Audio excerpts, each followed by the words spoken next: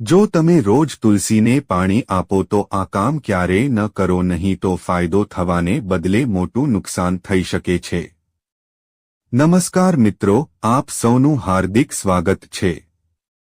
જો તમે રોજ તુલસીને પાણી આપો તો આ કામ ક્યારેય ન કરો, નહીં તો તમારા પૈસા પાણીની જેમ વહી જશે।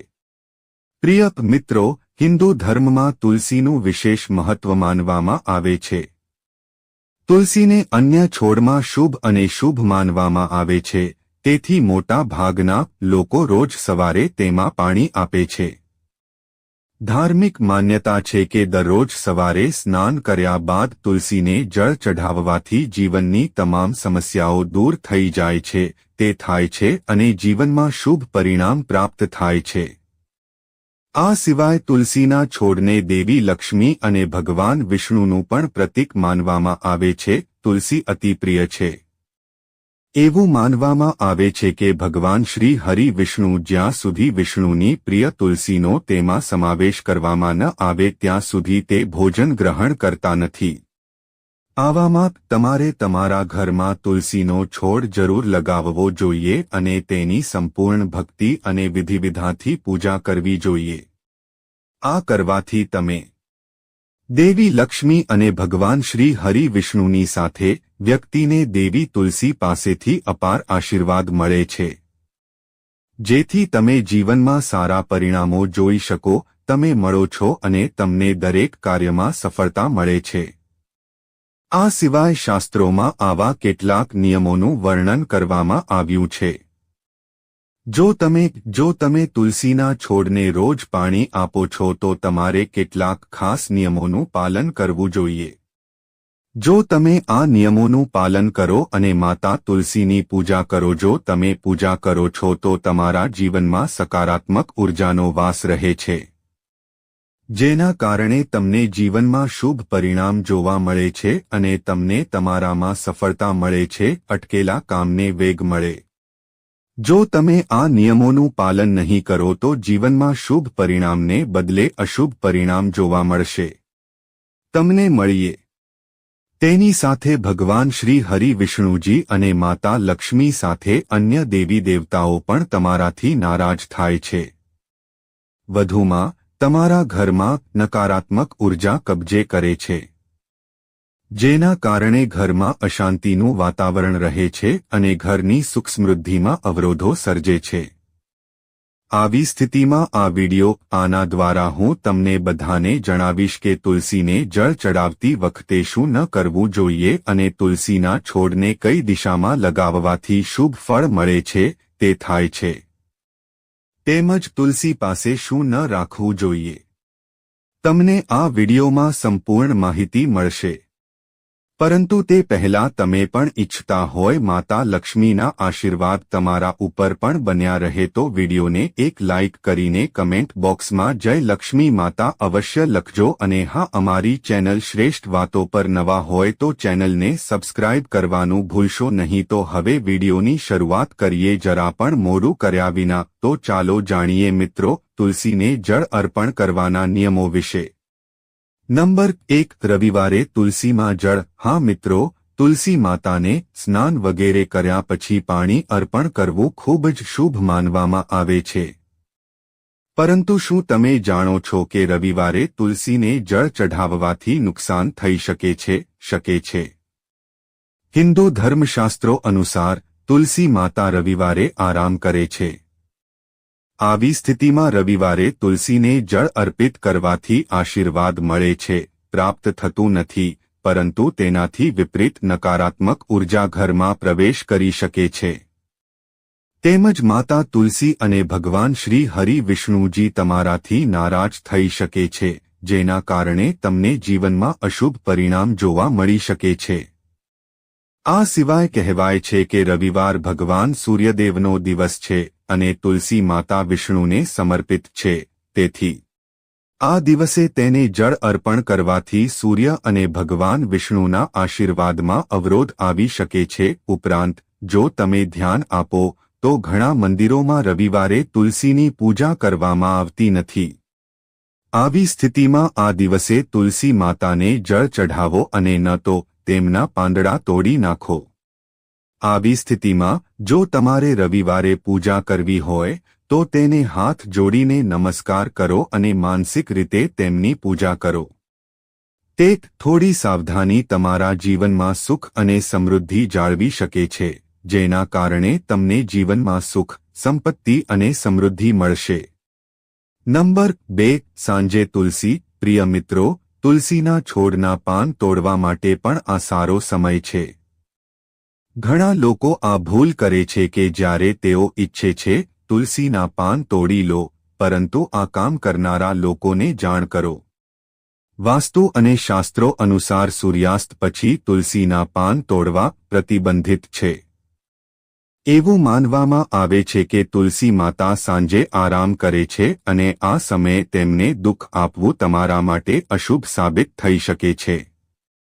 વધુમાં, સાંજે તુલસીની આસપાસ સકારાત્મક ઉર્જા એકત્ર થાય છે, જે પરિવારમાં સુખ, શાંતિ અને સમૃદ્ધિ લાવવામાં મદદ કરે છે. આવી સ્થિતિમાં જો આ સમયે તુલસીના પાન તોડી લેવામાં આવે તો સકારાત્મક ઉર્જાની જગ્યાએ ઘરમાં નકારાત્મકતા વધી શકે છે અને આર્થિક સંકટ આવી શકે છે, જેના કારણે તમારે જીવનમાં આર્થિક સંકટ જેવી સમસ્યાઓનો સામનો કરવો પડી શકે છે.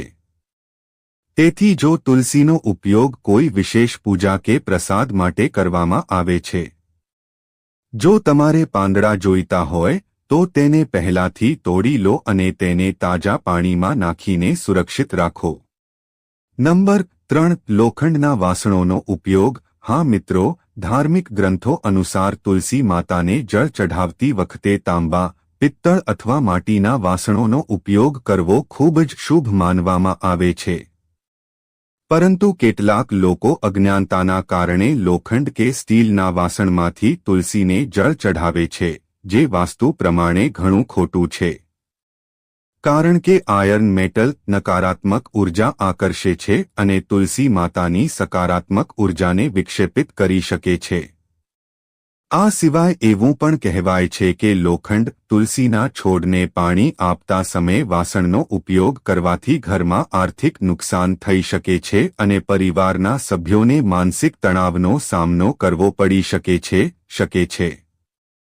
આવી સ્થિતિમાં જો તમારી પાસે તાંબા કે પિત્તળનું વાસણ ન હોય તો ઓછામાં ઓછું માટીના વાસણનો ઉપયોગ કરો.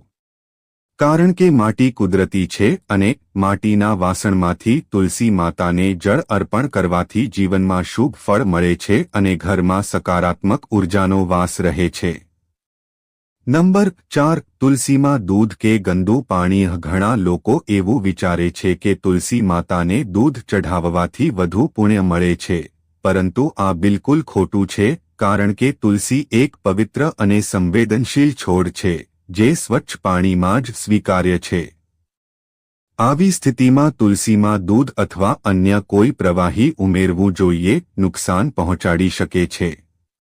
આ સિવાય દૂધ ઉમેરવાથી છોડના મૂળ સડી જાય છે અને ધીરે ધીરે તુલસીનો છોડ સુકાઈ જવા લાગે છે. આવી સ્થિતિમાં તુલસીનો હોડ સુકાઈ જવું ખૂબ જ અશુભ માનવામાં આવે છે. આ સિવાય તુલસીમાં ગંદુ પાણી અથવા વાસી પાણી નાખવું પણ ખૂબ જ અશુભ માનવામાં આવે છે. કારણ કે તુલસી ગંદા છે તથા અશુદ્ધ પાણી રેડવાથી ઘરમાં નકારાત્મક ઉર્જા ઉત્પન્ન થાય છે અને પરિવારના સભ્યોને સ્વાસ્થ્ય અને માનસિક તણાવની સમસ્યા થઈ શકે છે. જો તમે ઈચ્છો છો કે તુલસી તમારા ઘરમાં હંમેશા લીલીછમ રહે અને સુખ સમૃદ્ધિ રહે, તો તુલસી માતાને માત્ર ચોખ્ખું અને નવશેકું જળ ચઢાવો, આજ અર્પણ કરો અને ભક્તિ અને વિધિપૂર્વક તુલસીની પૂજા કરો.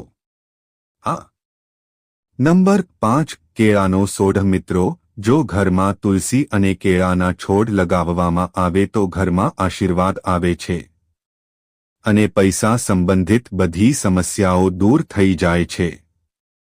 પરંતુ તમારે તુલસી અને કેળાના છોડની ખાસ કાળજી લેવી જોઈએ. બંને છોડ એકસાથે ન વાવવા જોઈએ, કારણ કે જો તમે તુલસીનો છોડ અને કેળાનો છોડ એકસાથે લગાવો તો શુભ પરિણામ મળવાને બદલે અશુભ પરિણામ જોવા મળે છે. તેમજ ભગવાન શ્રી હરિ, વિષ્ણુ અને માતા લક્ષ્મી તમારાથી નારાજ થઈ શકે છે. તો જો તમે ઘરે કેળાનો છોડ લગાવવા માંગો હો, જો તમે ઘરના મુખ્ય દ્વારની જમણી તરફ કેળાનો છોડ અને ઘરના મુખ્ય દ્વારની ડાબી બાજુએ તુલસીનો છોડ લગાવવા માંગો છો તો તે ખૂબ જ શુભ માનવામાં આવે છે. જો તમે આ નિયમનું પાલન કરો અને આ રીતે વૃક્ષો વાવો તો તમને ભગવાન શ્રી હરિ વિષ્ણુ અને તુલસી માતાના અપાર આશીર્વાદ પ્રાપ્ત થશે, જેના દ્વારા કે તમારું પેન્ડિંગ કામ પણ કોઈ પણ અવરોધ વિના પૂર્ણ થશે અને તમને દરેક કાર્યમાં સફળતા મળશે.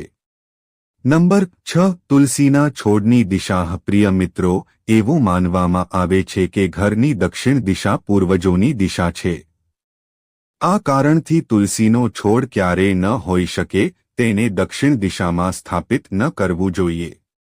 આ સિવાય એવું માનવામાં આવે છે કે દક્ષિણ દિશામાં તુલસીનો છોડ લગાવવાથી વ્યક્તિ ઘણી સમસ્યાઓથી બચી જાય છે, સામનો કરવો પડશે, જેના કારણે વ્યક્તિનું જીવન દુર્ભાગ્યમાં ફેરવાઈ શકે છે.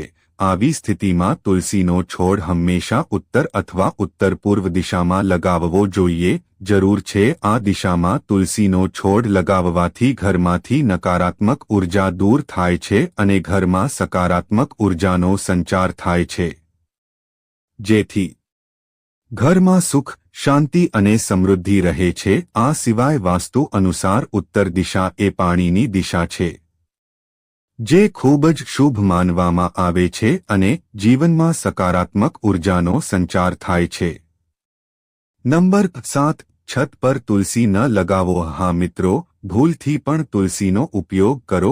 તુલસીનો છોડ ટેરેસ પર ન લગાવવો જોઈએ, કારણ કે આનાથી તુલસીના છોડની યોગ્ય કાળજી લેવામાં આવતી નથી.